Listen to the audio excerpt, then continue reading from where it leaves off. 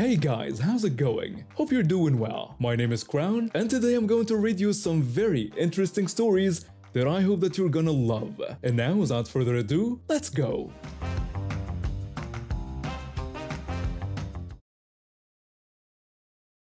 I've been a police chief for over 20 years now. I've seen all kinds of criminals come and go, but this one case still stands out in my mind.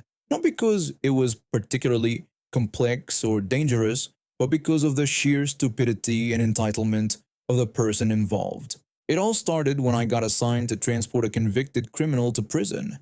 The guy had robbed a local convenience store and got caught red-handed. The judge had sentenced him to 1 year in jail, which was pretty standard for that kind of crime. My team and I were responsible for taking him from the courthouse to the state prison about an hour's drive away. The whole thing happened on a Friday evening in December. We'd already wrapped up most of our paperwork for the week, and honestly, everyone was eager to get home to their families. It had been a long week, and the last thing we wanted was to deal with a lengthy transport process. Following standard protocol, we'd already turned in our service weapons at the station before heading out for what should have been a routine prisoner transfer. When we arrived at the courthouse to pick up the criminal, he seemed pretty resigned to his fate. He didn't cause any trouble getting into the transport vehicle, and the drive to the prison was mostly quiet. I remember thinking this was going to be one of the easier transports I'd done in a while. The guy just sat in the back seat staring out the window while we drove through the snowy landscape. The prison was located in a pretty remote area, surrounded by open fields that were completely covered in snow that December. The snow was particularly deep that year, at least knee-deep in most places, which made the whole area look like a winter wonderland. But it also made the terrain pretty treacherous for anyone trying to move around quickly. When we pulled up to the prison entrance, I got out first to handle the paperwork with the guards, while my partner stayed with the transport vehicle. The criminal was still in handcuffs, of course, per standard procedure. Everything seemed to be going smoothly until we opened the back door to let him out. The moment his feet hit the ground, this guy took off running. Here he was, hands cuffed behind his back, wearing standard jail-issue shoes with no traction, trying to sprint through knee-deep snow. It was honestly one of the most pathetic escape attempts I'd ever witnessed. My partner asked what the hell the criminal was doing. I told him to just let the guy go for a second because he wasn't getting far in that snow. Sure enough, the guy made it maybe 30 feet before he face-planted into a snowdrift. The handcuffs threw off his balance completely, and the deep snow made it impossible for him to get any real momentum going. We caught up to him easily, brushed the snow off him, and walked him into the prison without any further incident. Now, here's where I probably should have done things differently. Anytime a prisoner attempts to escape, even unsuccessfully, we're supposed to file a detailed incident report. It's standard procedure, and it usually results in additional charges being filed against the prisoner. But it was late, I was tired, and the attempt was so pathetic that I figured I'd cut the guy some slack. I told him that we both knew he tried to run, but he didn't get anywhere and nobody got hurt. I said I wouldn't write it up if he didn't cause any more trouble. The criminal just nodded and seemed grateful that I wasn't making a big deal out of it. I handed him over to the prison guards, completed the transfer paperwork, and drove back to the station. About 2 weeks later, I got called into my supervisor's office. He had a very serious expression on his face and was holding what looked like an official complaint letter. My supervisor asked me about that prisoner transport I did a couple weeks ago, the one to the state prison. I said sure and asked what about it. He asked if anything unusual happened during that transport. I told him no, nothing out of the ordinary, and asked why. He then told me he had a letter from the prisoner claiming that my team and I shot at him during an escape attempt. The prisoner was filing a formal complaint and demanding an investigation. This was the same guy I'd given a break to, and now he was trying to get me in trouble by making up completely false accusations. The nerve of this person was unbelievable. I told my supervisor that was absolutely ridiculous and that nothing like that happened. He said the problem was that I didn't file any incident report about an escape attempt, so he had no official record of what actually occurred. The situation quickly escalated beyond just an internal investigation. The criminal had written letters to multiple people including the district attorney's office, claiming that my team had used excessive force and attempted to shoot him during his escape attempt. His story kept getting more elaborate with each telling. First, we'd shot at him, then we'd almost killed him, then we'd beaten him up after catching him. Because of the serious nature of the allegations, the case got referred back to the same judge who had originally sentenced him. A new hearing was scheduled to address the escape attempt and the criminal's claims of police brutality. The day of the hearing arrived, and I found myself sitting in the same courtroom where this whole mess had started. The criminal was brought in wearing his orange jumpsuit, looking very pleased with himself. He obviously thought he was going to get some kind of settlement or reduced sentence out of this whole thing. The judge said he understood there were allegations of excessive force during a prisoner transport and that he wanted to hear from the complainant first. The criminal stood up and launched into his sob story. According to him, he'd tried to escape because he was afraid for his safety, and my team had immediately opened fire on him. He claimed we'd shot multiple times, barely missing him, and that he'd feared for his life. He even claimed we'd threatened to kill him if he tried to run again. The criminal told the judge that the officers were completely out of line and could have killed him over a simple escape attempt. He demanded justice and compensation for the trauma he'd experienced. The judge listened to his whole story without interrupting, occasionally taking notes. When the criminal finished his dramatic performance, the judge asked me how I responded to these allegations. I told the judge that none of that happened. The defendant did attempt to escape, but no weapons were drawn or fired.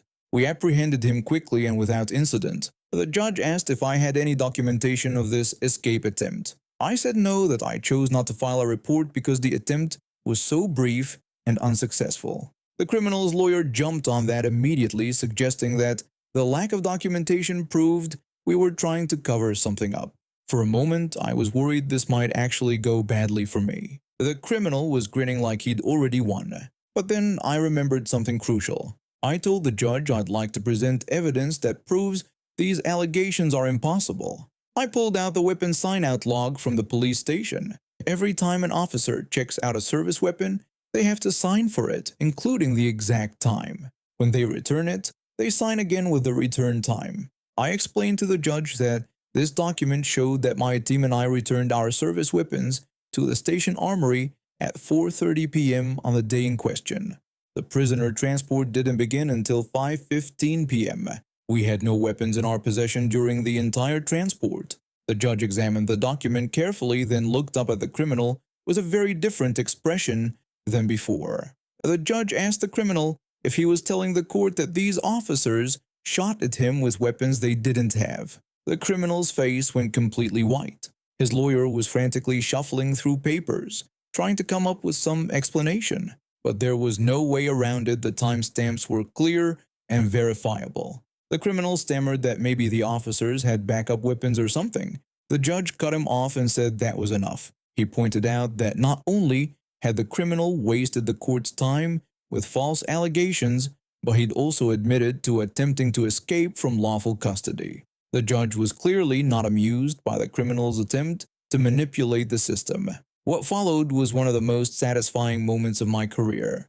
The judge announced that for the attempted escape, which the criminal had now confessed to in open court, he was adding 18 months to the sentence. For filing false allegations against law enforcement officers, he was adding another 18 months. The criminal's total sentence was now 4 years in state prison. The criminal's jaw dropped. His lawyer tried to object, but the judge wasn't having any of it. The judge said that this individual had shown a complete disregard for the truth and the legal system. Perhaps 4 years would give him time to reflect on his actions. When they led him away, the criminal kept looking back at me with pure hatred in his eyes. He'd gone from 1 year in prison to 4 years, all because he couldn't resist trying to game the system. If he'd just served his original sentence quietly, he would have been out in less than a year with good behavior. My supervisor later told me that the criminal had tried to appeal the additional sentence, claiming that the judge was biased against him. The appeal was denied and he ended up serving the full 4 years. I need to give you some background first because this whole mess has been building up for years. I'm 19 and live in this big two-story house with my parents, two brothers, my grandfather, and my great-grandmother. It's in a small town about 120 kilometers north of the capital city. The house has been in our family for a while now, and we have a nice big garden with a gazebo that becomes important later. The problem started with my father's grandmother, Karen. Karen is actually my great-grandmother's sister, so she's technically family, but none of us really consider her that anymore. She used to be normal when I was little, just your typical elderly relative who'd visit sometimes. But something happened to her a couple years ago that made her completely lose it. From what I heard, Karen fell for some guy in the capital city where she lived. This man somehow convinced her to give him her apartment, a bunch of money, and basically everything she owned. When he dumped her, she lost everything and became homeless. I guess I feel a little bad for her, but what happened next made it impossible to have any sympathy. After she lost her place, Karen started traveling between different towns, including ours, basically begging for money. I actually saw her doing this in the city where I went to high school, so I know it's true. She also started staying at our house sometimes, and that's when the real problems began. First, my grandfather noticed his jacket went missing right after one of Karen's visits. She eventually admitted to stealing it. Then she started asking my great-grandmother, who's in her 80s and not all there mentally, for money. She stole other things from our house too. We tried to be patient because she was family and clearly going through a rough time, but she kept pushing boundaries. The final straw came on this rainy afternoon a few months ago. My brother and I were in our room, which has a window overlooking the garden. We were just hanging out when my brother suddenly gestured for me to come look outside. There was Karen making herself comfortable in our gazebo like she owned the place. Now, part of our fence was down because we were doing some garden work, so it wasn't hard for her to get in. But that doesn't mean you can just walk into someone's private property and take a nap, right?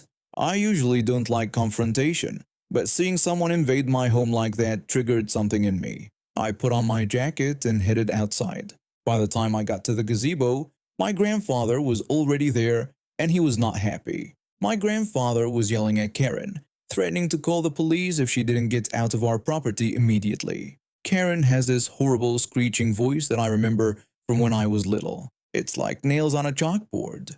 She screamed back at him, telling him to go ahead and call the police because the house belonged to her just as much as it belonged to us.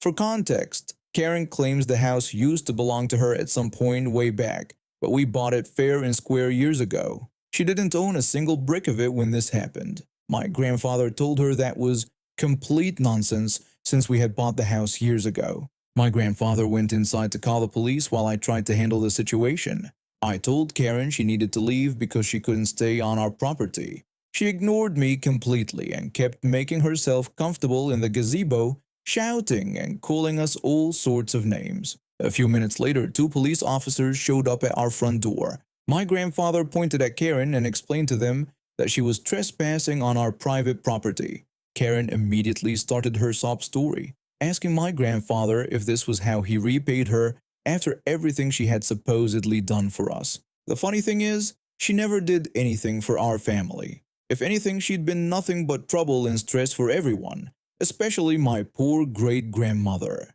The two cops just stood there looking bored. I'm not sure they were even paying attention to what was happening. They seemed like they'd rather be anywhere else.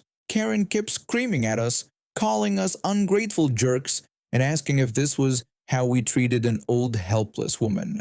She continued yelling and calling us names, showing no signs of wanting to leave our property. The first police officer finally spoke up and told Karen she had to leave because this was private property, and if the owners didn't want her there, she couldn't stay. Karen immediately started screaming that it was her house and she had the right to stay there. She kept repeating the same thing over and over, even after the police told her to leave. The second police officer told Karen again that she had to leave and to come with them.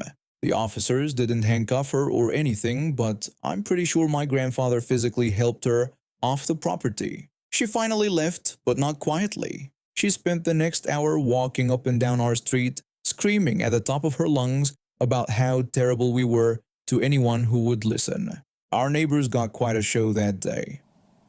After this incident, Karen started showing up at our front door regularly, banging on it, and demanding to see her sister. My great-grandmother, being elderly and confused, kept wanting to help Karen despite everything she'd put us through. Karen would show up at all hours, screaming and causing scenes that disturbed our whole neighborhood. We tried to be understanding and we really did. We offered to help her find proper assistance, connect her with social services, anything that might actually solve her problems. But she refused all professional help and just kept harassing us, expecting us to solve all her problems while treating us like garbage. Finally, we'd had enough. We pressed charges against her for harassment and disturbing the peace. The legal process took a while, but it worked. Once she realized we were serious about pursuing legal action, she finally stopped showing up at our house. Some people might think we were heartless for calling the police on a homeless elderly woman, but they don't understand what we went through. We tried to help her multiple times, but she threw it back in our faces every single time. She chose to steal from us, lie to us, and harass us instead of accepting real help. At some point, you have to protect your own family's peace and safety. The house has been quiet ever since the legal proceedings ended. My great-grandmother still asks about her sister sometimes, but we've explained the situation to her as gently as possible. Karen made her choice when she decided that screaming, stealing, and trespassing were better options than accepting help and treating family with basic respect. I think Karen's problem started when she lost everything to that man, but that doesn't excuse her behavior towards us. We weren't the ones who took advantage of her, and we didn't deserve to be treated like villains for trying to maintain boundaries in our own home. I work 3 jobs at 32, teaching middle school during the day, college classes twice a week, and manning the drive-thru at Mindy's on weekends and evenings. The student loans don't pay themselves, and neither does rent in this economy. My friends think I'm crazy, but the variety keeps me sane. One day I'm explaining fractions to 7th graders. The next I'm discussing Shakespeare with college freshmen, and then I'm asking if someone wants to make their meal a combo. The job itself is straightforward. Take orders, keep customers happy, make sure the food gets out fast. Most people are fine, some are even nice, but every now and then you get someone who thinks fast food workers are their personal servants. Our restaurant is known for a few signature items. The grilled chicken wraps are solid, the spicy chicken has a kick that keeps people coming back, and our chili is genuinely good. But the real star of the show is our loaded potatoes. We top them with whatever you want: cheese, bacon, sour cream, chives, you name it. They're absolutely delicious, and customers love them. The problem is they take forever to make. 55 minutes from start to finish. We try to stay ahead of demand by cooking them in batches, but it's tricky. 2 cars in a row ordering potatoes can wipe out our entire supply. When that happens, we're stuck either waiting nearly an hour for fresh ones or trying to speed up the half-cooked ones in the microwave, which never works as well. Tonight was one of those nights where everything went wrong. We were already short-staffed because someone called in sick again. My manager was working the prep station instead of just managing, which meant he was scrambling to keep up with orders while also checking on food quality. The potato situation was particularly bad. We had some in the warming bin, but they'd been sitting too long and had gone mushy and dark. Nobody wants to bite into a gross, overcooked potato, so we always check quality before serving them. It's standard procedure to ask customers to wait while we verify we have good potatoes available. I was working the drive-thru headset when this guy pulled up to our speaker. I gave him my usual greeting, thanking him for choosing Mendy's and asking how I could help him. The response I got was immediately hostile. No pleasantries, no acknowledgement of my greeting, just pure demand. He barked at me that he wanted potatoes and bacon potatoes, and he wanted them now. The tone caught me off guard, but I stayed professional. This kind of attitude wasn't uncommon, especially during dinner rush when people were tired and hungry. I told him I needed to check if we had them available right now. I turned to my manager, who was juggling 3 different tasks at the prep station. He'd already heard the customer's order and was checking our potato supply. The ones in the bin were definitely bad, dark, and mushy, exactly what we couldn't serve. But just when I was about to tell the customer we'd need to wait, my manager started checking the oven. He gave me a thumbs up indicating we had potatoes cooking that would be ready soon. I was about to relay the good news when the customer exploded through the speaker. He started swearing at me, calling me names, and demanding that I tell him right now whether we had potatoes or not. He said we either do or we don't, and he wanted an answer immediately. That was it. I've been polite, I've been professional, and I was literally in the process of checking on his order when he decided to get abusive. In my years of teaching, I dealt with plenty of difficult people, but at least kids have an excuse for not knowing better. This was a grown adult throwing a tantrum because he had to wait 30 seconds for an answer. Something snapped. Maybe it was the long day. Maybe it was the stress of juggling multiple jobs. Or maybe I was just tired of people thinking they could treat service workers like garbage. I made a decision that probably wasn't in the employee handbook. I told him he was absolutely right. We either do or we don't have potatoes. And since I couldn't confirm or deny at that time, I'd have to say that no, we didn't have potatoes right now. I apologized with fake sweetness in my voice. The customer wasn't done with his tantrum. He angrily told me thanks for wasting his time and called me another name. I cheerfully told him he was welcome. I watched through the window during he drove away, clearly furious. But here's the beautiful part, my manager was standing right there, holding up two perfectly good potatoes that had just come out of the oven. The customer was so busy being angry that he completely missed seeing them when he drove past our window. His expression changed from anger to complete bewilderment. You could practically see the gears turning in his head when he realized what had just happened.